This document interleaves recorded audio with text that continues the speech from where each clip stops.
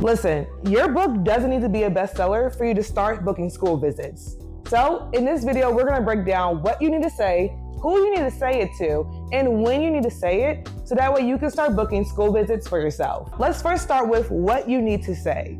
Now, I recommend that everyone have a one-pager that is exclusively for school visits. And in this one-pager, you're gonna make sure you have the following pieces of information. Number one, you need to have your book summary, which can be what you already have on the back of your book or what you have on platforms like Amazon or Ingram Spark, the grade level that your book is best suited for. So not saying it's for a 5 to 7-year-old, but you're saying it's for a 1st to 2nd grader. So that way they can better imagine you in their school. You also want to include a short bio about yourself as an author. So keeping it between 1 to 2 sentences will be really useful. If you have testimonials from previous school visits, that also be really useful for you to include here as well.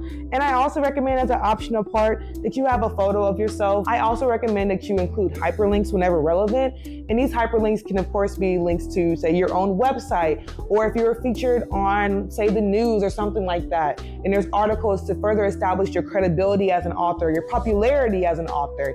Definitely hyperlink those so that way people can get a better idea and you're still sticking within that one pager. Now, some other optional things that you may want to do in this one pager, you may want to include the time frame of a typical read aloud for you as an author. So that way people can know if your read alouds are typically 30 minutes, 45 minutes, an hour, and what's included during that time period for you as you're reading that book to the students. Are you going to do any additional activities with them? So that way they can understand better what you will be doing if they were to bring you into the school.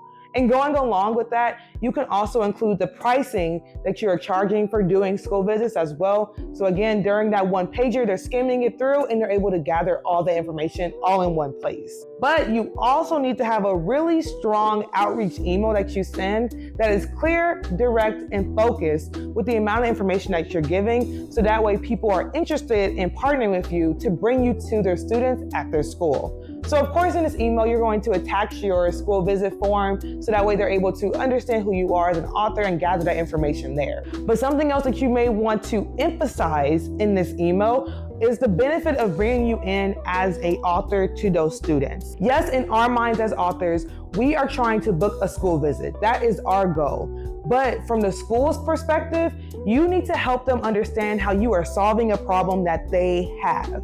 So you might be wondering though, like what are problems that schools have that I can solve?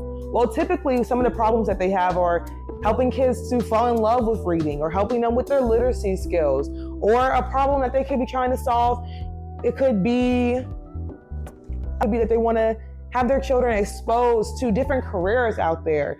Or the problem could be that they just want their kids to have fun one day while they're at school. Either one of those three of helping them with literacy or making sure that they have fun or just exposing them to a new career, each one of those three are very valid benefits to them bringing you into the school because it's solving a problem that they have. So highlighting those things explicitly is really going to help you pitch yourself to the school once you remember that you need to show them how you're solving a problem that they have, not just that you want to be booked for a school visit. Now we need to talk about who do you say it to? Because in a school, there's so many people you could be talking to. You could be talking to the teacher, the principal, the assistant principal, the media specialist, the literacy coach. There's so many points of contact that you can reach out to, but you need to be strategic in who you reach out to so that way they can be your best advocate to actually get you booked to come to the school. Now, at the end of the day, we know the chain of command in schools, the principal has to have the final say in everything. But the principal has so many other jobs going on. This is not high priority for them. Schools do not have a quota on having school visits. It's like a little cherry on top for them. It's not a requirement for their school to operate. And so because of that, when you're thinking about reaching out to people in a school system, reaching out to a principal, depending on if you have a pre-established relationship, is not going to be the best first person for you to contact in the school. Instead, I recommend that you contact the school's librarian or the school media specialist with this information so that way they can be the one to relay that information to their principal. After a school media specialist, I would then go to say like a literacy coach or to a teacher, but that is the order I would go to. I don't recommend that your first point of contact be the principal unless you have a solid relationship with them there, because in terms of their priorities for the day, booking a school visit is not really high. But it's good for a principal to see the buy-in of their teachers, the buy-ins of their librarians, so that way they can understand how it will be beneficial for their students, and also see how much their own staff members also want this to happen, and how much effort they're putting into this as well. So you're more likely to get buy-in that way when you're getting more people in the building interested in you coming and relaying that message to the principal. So that way, instead of it just being you saying that to the principal. And there's really no shortage of schools for you to reach out to. Of course, I'm always gonna recommend that you stick within the age range that is appropriate for your book, for your ideal reader. Now that we talked about what you need to say and who you need to say it to, we need to spend some time talking about when do you say it. Because I've learned in my experience as an author that you can have the best sales pitch in the world, but if you don't time yourself right, one, you could be beat out by another author, or you just may have missed that perfect opportunity at the school for you to slide in. In my experience, that time period from October to December, in a time period of February through March, April-ish, has been the best for me to do school visits. So thinking about just October to December for students, this is the time period where they're having a fall festival at their school already, so maybe you can already slide in there. Or they might be having a family literacy night already, and you can slide in there too. But even thinking about the dates like in November and in December, schools are having, Thanksgiving break, or they're getting ready to have winter break and stuff. And so it's a lot more relaxed in the school because they're getting ready to go on breaks.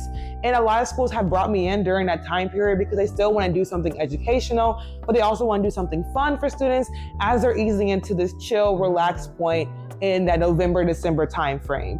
But doing that outreach in the beginning of the year in August to September allows that teacher, that school librarian to talk to their principal, to find the money, to find the funds, but most importantly though, to get that approval for you to come in and get your background check and all that good stuff rolling, so that way you can be into the school around the October to December time frame. But like I said, I also have a good swell of interest for school visits in that February to like March, April-ish time frame as well. So the same thing applies once we start the new year, where January, I encourage people to reach out again to remind everyone, hey, I'm still here. I'll be interested in doing a school visit, and getting into the schools during the later half of the spring part of their school year can also be really beneficial. So thinking about that springtime period, I think about holidays like Read Across America Day, that's really big across the nation, where everyone is usually doing like literacy type things in their schools.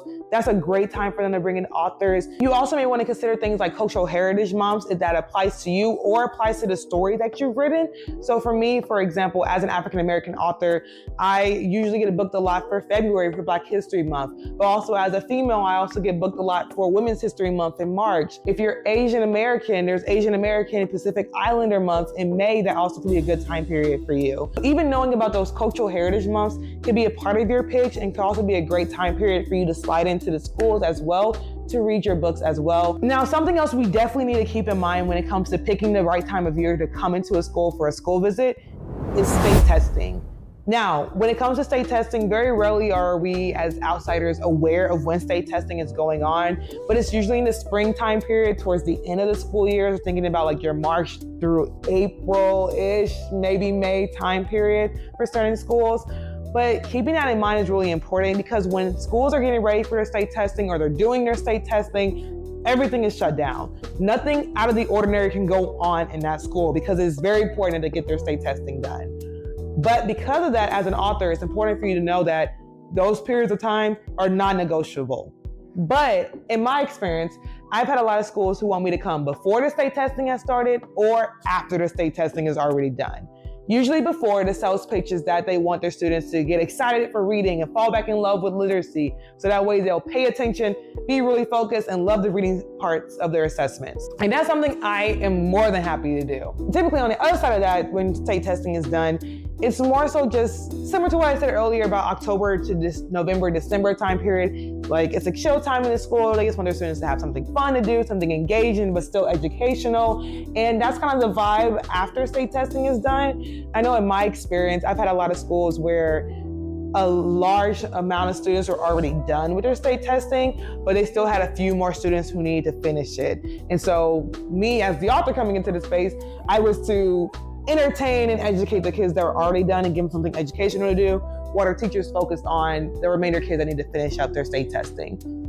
So it's just important to keep in mind the ideal time periods of when you can come into the school and how you can even reframe your sales pitch to match those time periods. So that way you're further guiding your point person to better understand how to advocate for you to be in a space. So keep these tips in mind as you're getting ready to book your own author visits. So that way you are getting to the schools and getting to the students who need to hear your story.